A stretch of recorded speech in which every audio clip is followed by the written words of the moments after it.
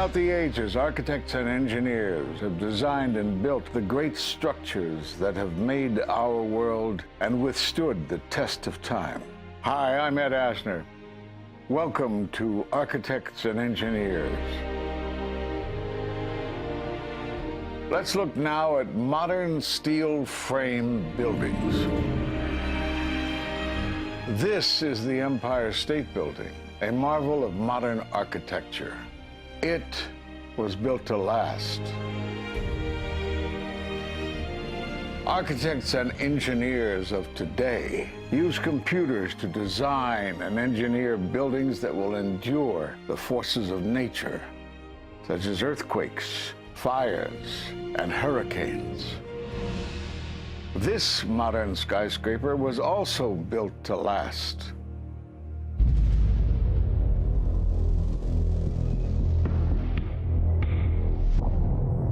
We've seen buildings completely destroyed like this before, but only when done intentionally. Danny Jowenko is the expert on this in Europe. What did he say? Dit is controlled demolition. Zeker weten. Zeker weten. Er is nagesprongen. Dit is in opdracht gebeurd. Dit heeft een team gedaan van experts. Let's compare. Explosives are used to demolish buildings like this in just seconds. Okay, so it's a controlled demolition. What's the problem with that? Well, it happened on the afternoon of 9/11 at the World Trade Center. Let's just think about this. Controlled demolitions cannot be engineered and rigged in a day. It takes months. And therefore, this event must have been planned in advance. Keep your eye on that building as they're coming down. The building is about to blow up. Moving back. We are walking back. There's a building about to blow up. Did they actually use the word brought down, and who was it that was telling you this? The fire department, and they did use the word, we're going to have to bring it down. And these people heard explosions. We heard this sound that sounded like a clap of thunder. It looked like there was a shock wave ripping through the building, and the windows all busted out. About a second later, the bottom floor caves out. The building followed after that. He takes his hand off, and you hear 3, 2, 1, and it was boom, boom, boom, boom, boom. And these reporters recognized it as a controlled demolition. And I turned in time to see what looked like a skyscraper implosion. Looked like it had been done by a demolition crew. The whole thing just collapsing down on itself. For the third time today, it's reminiscent of those pictures we've all seen too much on television before, when a building was deliberately destroyed by well-placed dynamite to knock it down. It was almost as if it were a planned implosion. It just pancaked. So what's the problem if this was a planned demolition? Well, we are told by government agencies that this building came down as a result of normal office fires. The National Institute of Standards and Technology produced their final report in 2008. World Trade Center 7 collapsed because of fires fueled by office furnishings. It did not collapse from explosives or from fuel oil fires. Well, what do you think brought down the building? And what caught my eye is more than 1,300 architects and engineers examine the evidence about Building 7's collapse and disagree with the official report issued by the National Institute of Standards and Technology. I certainly am much more open-minded about it than I was, and it is because of the involvement of the 9/11 families and all these engineers and architects. You are about to hear from architect of 23 years, Richard Gage, AIA, member of the American Institute of Architects and founder of Architects and Engineers for 9/11 Truth. Now there are more than 1,500 architects and engineers who say that it could not have been brought down by office fires. They are backed by 9/11 family members who are calling for an independent, unbiased investigation. I'm Richard Gage. Fires have never before caused the collapse of any skyscraper. even though there are numerous examples of much hotter, larger, and longer-lasting fires in these buildings. And in the case of Building 7, the fire that NIST said started the collapse had actually burned out over an hour before. It could not have caused the collapse, as NIST claims. Yet this 47-story, modern steel-frame skyscraper, which was not hit by an airplane, collapses mostly into its own footprint like a house of cards, as fast as a bowling ball falling off the side of the building in just under 7 seconds. Listen to the experts.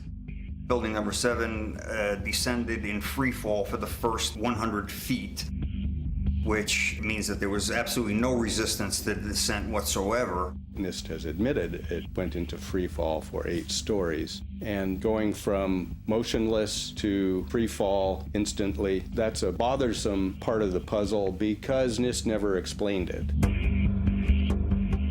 We've got a building that came down in its own footprint, so all of the columns really needed to be severed at the same time in order for that structure to fall the way that we saw. The symmetry is the smoking gun. The whole building completely comes down in one continuous motion. There couldn't have been any structural resistance. According to NIST, the failure occurred at column 79 on level 12. They're talking about a single columnar collapse or failure that resulted in a total collapse of the building. It is possible that you could have a local failure as a result of a connection failing. But the likelihood of that failure dragging the entire building in such a fashion that all the columns would fail at the same time is an impossibility. Impossibility? Yes. What I saw, it was a classic implosion. The center of the core, the penthouse area, starts to move first, and then the building follows along with it. I'd like to know why NIST excluded the document from FEMA in Appendix C that documented the evidence of melting steel. Why is this forensic evidence not being included in the report? In an office fire, you cannot generate enough heat to melt steel. And yet we have evidence of molten iron. R.J. Lee Company, USGS, and Dr. Stephen Jones's work, all three separately found these microspheres. In the dust, we found what we characterize as unreacted thermitic material in the shape of some very tiny red-gray chips, which have different properties, and in the reaction they produce molten iron, which is the prime indication of a thermitic reaction. And such a reaction can be used to destroy steel structures.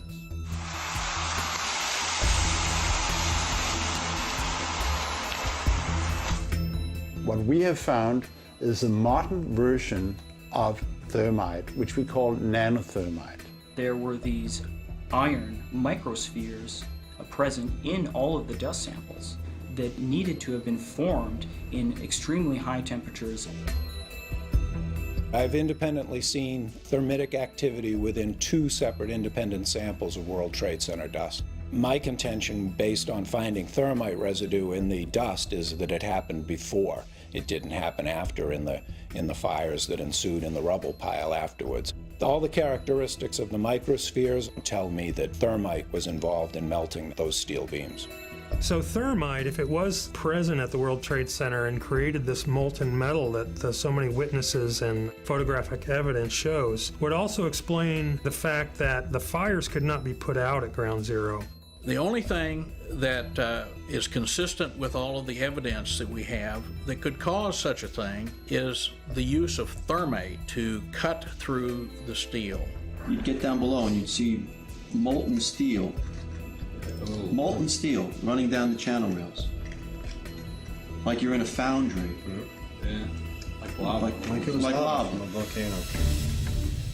Well, the manual gets into thermite, and if it says if you have melted steel or concrete, which we had on 9/11. We should test for it. It's this fused element of steel, molten steel and concrete and all of these things all fused by the heat into one single element. We're asking for an investigation that follows national standards. There's no excuse to not test for this. If terrorists used explosives in '93, why didn't we test for them? If all these witnesses heard explosions, why aren't we testing for them? NIST concedes that they found no evidence for explosives. So then we asked them, well, did you look? And they said, no, we did not look for explosives or residues of explosives. So the preconceived notion of NIST is that there's no evidence for explosives, and so there's no point in looking. That is the most unscientific thing that you can possibly think of, not to look because you don't expect to find evidence, and in fact the evidence is overwhelming. They state these conclusions for which there's virtually no evidence, and then they ignore conclusions that can be drawn from the evidence. The Freedom of Information Act request to NIST was denied with the claim that releasing this data might jeopardize public safety. How could it possibly jeopardize public safety? The destruction of evidence was a criminal act in itself. It was already being carted away and destroyed when the FEMA investigators got there about a month after September 11th. You can't do science when you are deprived of the evidence and when your hypothesis is the least valid instead of the most likely. When the most likely hypothesis in the case of Building 7 wasn't even mentioned. This is not science. The scientific forensic evidence, ignored by NIST, but carefully reviewed by teams of technical professionals, corroborates the hypothesis of explosive controlled demolition. We've traveled to 21 foreign countries and 32 American cities, bringing this evidence to the attention of the public. And we're backed by 9/11 family members and other concerned citizens who are calling for an independent, unbiased investigation. I'm a family member trying to find out the answers to the murder of 3,000 plus people. The bottom line is that it needs to be investigated properly. Please look at architects and engineers. People all around the world, scientists all around the world are questioning this. And there's some deep, deep explaining to do. It took some kind of consciousness raising on my part before I was willing to look at the possibilities. And really, you need to go where the evidence leads.